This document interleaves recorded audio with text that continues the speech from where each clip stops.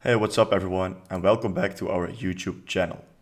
This video will be a tutorial on how to stop your basic antivirus software from opening after your computer is started up. So it's important to notice that the last step will be crucial in this process. So make sure to not miss any step and keep watching till the end of this video. Now let's get started. So it doesn't really matter what kind of antivirus software you currently have. The only thing you have to do is go to your keyboard and click on Ctrl, Shift, Escape, all at the same time.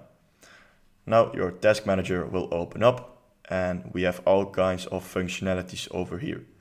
Just click on the Startup button and you now have here a list of all kinds of softwares that will open up automatically when starting up your computer.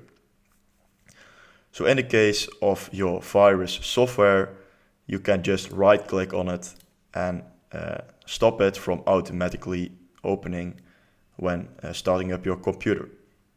If this video was helpful for you, make sure to subscribe to the channel and I will see you in the next video.